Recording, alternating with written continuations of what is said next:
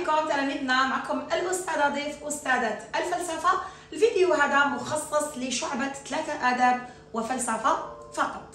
راح نطرق اليوم إلى توضيح مهم جدا لأهم مقالة مقترحة من طرف الأستاذة ضيف في الفصل الأول. كاينه مقالة مهمة جدا في الفصل الأول، عندها 11 سنة ما جاتش في الباك، اللي هي مقالة العادة والإرادة. أنا اليوم رانيش راح ندير تفاصيل الدرس بحكم ضيق الوقت، ولكن مش حنخلي التلميذ يدخل الاختبار، اختبارات الفصل الأول، بلا ما يكون عنده هذه المعلومة. مقالة العادة والإرادة هي مقالة مهمة جدا. آخر مرة كانت وقعت آخر مرة كانت جات في البكالوريا كانت باك 2013، يعني عندها 11 سنة ما جاتش. العادة والإرادة هي مقالة مهمة جدا. العادة والإرادة من أهم مقالات الفصل الأول. شحال فيها من مقالة؟ فيها 3 مقالات. عندك مقالة الأولى، المقالة الثانية، والمقالة الثالثة. حذاري تغلطوا. المقالة الأولى حول أثر العادة، المقالة الثانية حول التكيف مع الواقع، المقالة الثالثة حول عوامل اكتساب العادة. أيهما مهم وأيهما أهم؟ أهم مقالة في درس العادة والإرادة هي المقالة الثانية، تكيف مع الواقع. ولكن إذا فهمتوا المقالة الأولى تقدروا تخرجوا المقالة الثانية، تقدروا تخرجوا المقالة الثالثة كذلك. المقالة الأولى مقالة حول أثر العادة، تحكي على أثر العادة. أسك العادة سلوك إيجابي أم سلوك سلبي؟ هنا اختلفوا الفلاسفة، فمنهم من يرى بأن أثر العادة إيجابي، بينما يرى البعض الآخر بأن أثر العادة سلبي.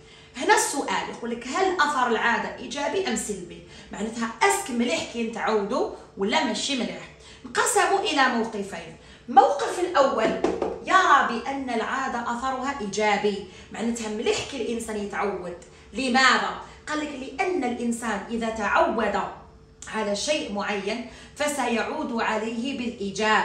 فمثلا الإنسان المتعود على فعل أمر معين سيكتسب الثقة في النفس، وسيكتسب كذلك الإتقان. معناتها الإنسان حاجة يديرها ويعاودها اوتوماتيك واش راح يولي عنده؟ راح يولي عنده ثقة في نفسه، كذلك راح يولي عنده لا فينيسيون، الإتقان، يولي هذيك الحاجة يتقنها، يعني تمشي في يده.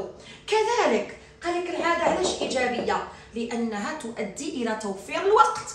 انت حاجه كي تمشي يدك فيها راح تولي ديرها بسهوله ولا لا؟ راح تولي ديرها بخفه ولا لا؟ يعني العاده تكسب الانسان الخفه، الرشاقه، السهوله، عدم التعب، يولي الانسان ما يعياش. اما الموقف الثاني فيرى بان العاده من السلوكات السلبيه التي تقف عائق امام الانسان. قال لك العاده سلوك سلبي. لماذا؟ فمن تعود على عاده اصبح عبدا لها. موقف ثاني قال لك اثر العاده سلبي. علاش؟ قال لك لان العاده تستبد بالانسان. علاش؟ مثلا المدخن الذي استبدت به عاده التدخين، قعد نهار، سمانه، عام، 3 سنين، 10 سنين وهو يتكيف، اسك راح يقدر يسيطر على العاده هذه بسهوله؟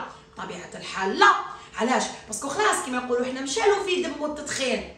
هنا العادة هي سلوك سلبي. ولا مثلا المتعود على تعاطي المخدرات ما يقدرش يتوقف عليها بسهولة. لماذا؟ لأنه خلاص راه والفها، تعود عليها. هذا الموقف الثاني يرى بأن العادة من السلوكات السلبية التي تستبد بالإنسان. كذلك قال لك العادة تقسي قلب الإنسان. مثلا برودا يقول لك جميع الذين استولت عليهم العادة يصبحون بوجوههم بشر وبأجسامهم آلات. قال لك العادة سلبية. علاه؟ قال لك باسكو العادة تقتل لك قلبك، بعبارات تاعنا باش تفهموا. فمثلا الطبيب المتعود على رؤية الدماء ورؤية الموتى ورؤية يدخل لغرفة العمليات يشوف هذوك الأعراض، راح يولي قلبه بارد. ولا مثلا مغسل الاموات، نهار الاول يتاثر، الثاني سمانه، شهر، شهرين، بعدها واش يصرالو؟ يولي عنده برود عاطفي، يولي ما يحسش، المشاعر تاعو تموت. بالتالي قال لك العاده سلوك سلبي. في المقاله هذه شكون اللي يربح في المقاله هذه؟ تعرفوها التلاميذ يعرفوها، ولكن حاجه تروح لهم. في المقاله هذه عندنا 50-50، اي ان العاده سلاح ذو حدين، قد تكون ايجابيه وقد تكون سلبيه. بصح كاينه حاجه ما يديروهاش لي زيلاف، حذاري منها. شتو هنا كتقولوا العاده سلاح ذو حدين؟ تقدر تكون مليحه، تقدر تكون ماشي مليحه. باسكو اذا الانسان تعود على الصلاه وتعود على الصوم وتعود على الصبر، هنا العاده ايجابيه. اما اذا تعود على التدخين وتعود على السهر وتعود على مواقع التواصل الاجتماعي، هنا العاده سلبيه. ولكن الانسان شتو اذا تسيطرت عليه العادات السلبيه؟ ما يقعدش يتفرج فيها ويقول خلاص الله غالب، لا، لكن على الانسان ان يسعى من اجل التخلص من العادات السلبيه، وذلك بالاراده. معناتها ما تقولوش سلاح ذو حدين وتسكتوا، لا، لازم تقولوا انه الانسان لابد عليه ان يسعى من اجل التخلص من العادات السلبيه، وذلك بالاراده القويه. انا دوكا ما درت لكمش تفاصيل، ولكن عطيت لكم اهم النقاط الاساسيه باش كي تروحوا تقراو مقاله تقدروا تفهموها. نروحوا مباشره للمقاله الثانيه في العاده والاراده، اللي هي مقاله حول التكيف مع الواقع.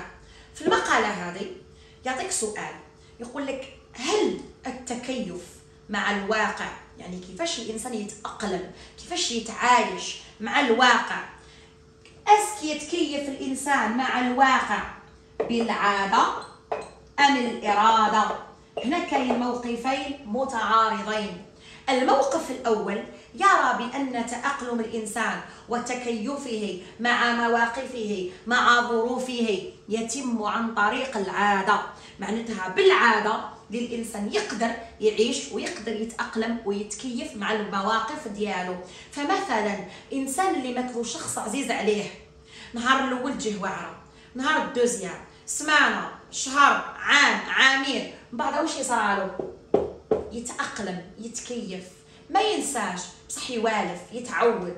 هنا كيفاش يقدر يتكيف الانسان ويتاقلم ويتعايش مع هذا الوضع؟ تقولوا لي استاذه بالوقت، واش حاب يقول بالوقت؟ والف بالعاده.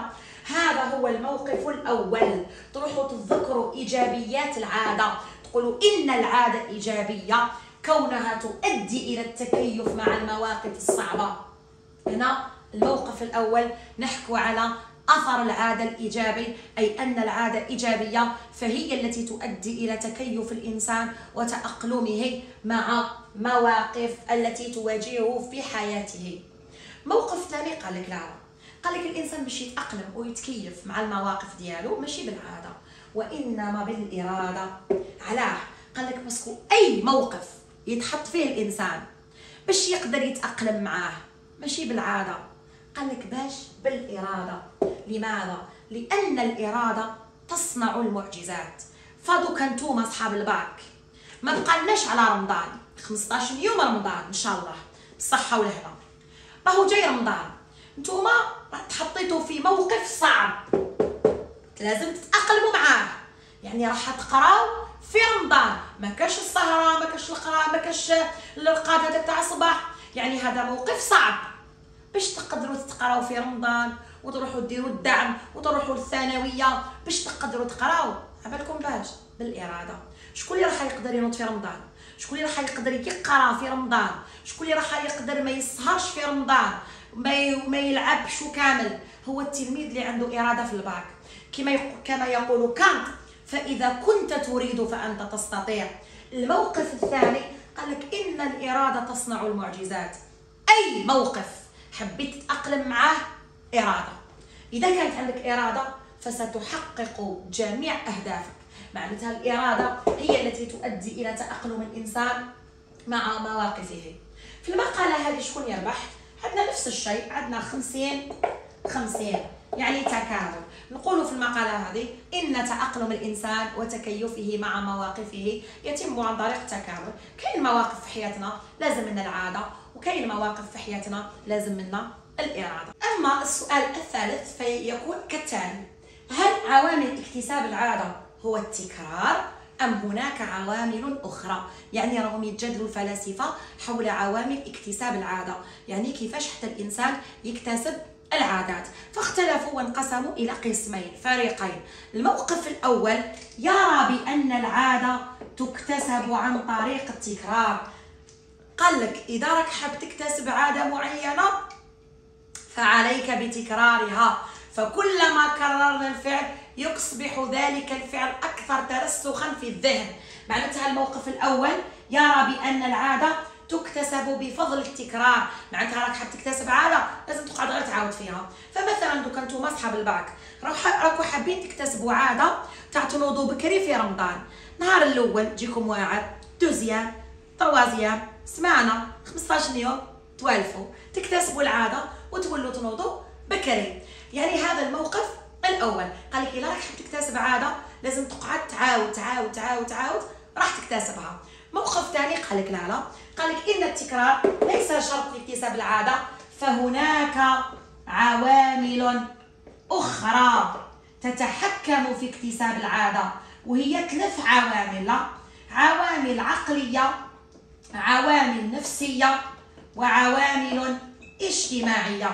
قال لك ماشي التكرار اللي يكون سبب في اكتساب العادات، قال لك باسكو كاين 3 عوامل تساهم في اكتساب العادة، ألا وهي العوامل العقلية. مثلا الوعي، الإرادة، حاجة كتكون عندك إرادة فيها، عندك وعي، أسك راح تتعلمها ولا لا. نسبة الذكاء، كيكون الإنسان ذكي أسك راح يتعلم بسهولة ولا لا، راح يتعلم بسهولة. كذلك عوامل نفسية، الاهتمام، الميول، حاجة كي تحبها اوتوماتيك ما راح تكتسبها خير من حاجة ما تحبهاش. كذلك عوامل اجتماعية، فهناك عادات نكتسبها من المجتمع، كاين عادات فتحنا عينينا لقيناهم في المجتمع تاعنا. يعني هذا الموقف الثاني يرى بأن العادة لا تكتسب عن طريق التكرار، فهناك عوامل عقلية كالإرادة تساهم في اكتساب العادة، والذكاء، الإنسان اللي يكون ذكي ما يحتاجش تقعد غير تعاود له. أيضا عوامل نفسية، الميول والاهتمام يخلوك تتعلم بسهولة. كذلك عوامل اجتماعية، قد نكتسب عادات من المجتمع. شكون يربح في المقالة هذه؟ تكامل بين الموقفين الأول والثاني. فهناك عادات نكتسبها بالتكرار، أيضا العوامل العقلية والنفسية والاجتماعية تساهم في اكتساب العادة. نتمنى تكونوا فهمتوا هذه التوضيحات، يعني درت لكم بعض التوضيحات باش ما تغلطوش. شعارنا دائما مع الأستاذة ضيف نفهموا المقالة ما نحفظوهاش، حذاري ثم حذاري حفظ المقالات. لازم المقالة تاعكم تفهموها، سختوا نتوما أدب وفلسفة معامل 6، ما ديروش الغلطة اللي داروها تلاميذ العام اللي فات يروحوا يحفظوا مقالات وتقدر المقالة ما تطيحلكش وتحصل نهار الباك. اقراوا بذكاء، ربي يوفقكم، ربي ينجح الجميع. لمزيد من المعلومات تواصلوا معايا في الصفحة الخاصة على الانستغرام، راح يجوز هنا من تحت ديف.فيلو. دمتم في رعاية الله وحفظه. سلام.